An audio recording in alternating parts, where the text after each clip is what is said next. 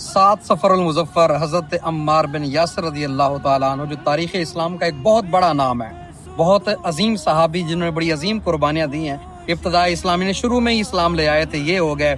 ان کے والد صاحب حضرت یاسر رضی اللہ تعالیٰ عنہ ہو گئے، ان کے بھائی حضرت عبداللہ، ان کی والدہ حضرت سمیہ رضی اللہ تعالیٰ عنہ۔ اسلام کی خاطر جو اس گھرانے نے قربانیاں دی ہیں نا، تاریخ اسلام نے اس کو ہمیشہ یاد رکھا ہے۔ اور ان کی والدہ کو ابو جہل نے چھرا مارا تھا، نیزہ مارا تھا، اور ان کو بڑی بے دردی اور بڑی بے رحمی کے ساتھ شہید کیا تھا مکے کے چوک میں، اور یہ اسلام کی پہلی شہیدہ کہلائیں۔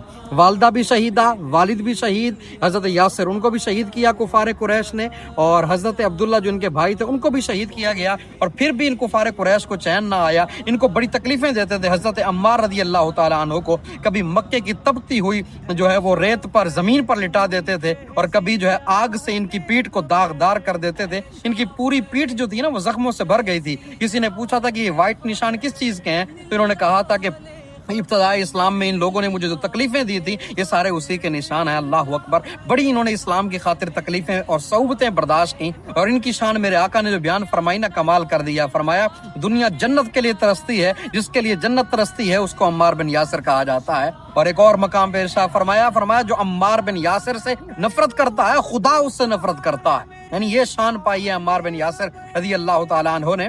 اور جنگ یمامہ میں غالباً جہاں تک مجھے یاد پڑتا ہے، ایک جنگ میں ان کا نا کان کٹ گیا تھا، وہ زمین پر گر کر نا پھڑکنے لگا تھا۔ بعد میں کسی نے تانا دیا تھا ان کو وہ کٹے کان والے، تو انہوں نے کہا تھا کہ تو مجھے کٹے کان کا تانا دیتا ہے، یہ کٹا ہوا کان ہی مجھے بڑا پیارا لگتا ہے۔ کیوں؟ اس لیے کہ یہ راہ خدا کے اندر ختم ہوا ہے۔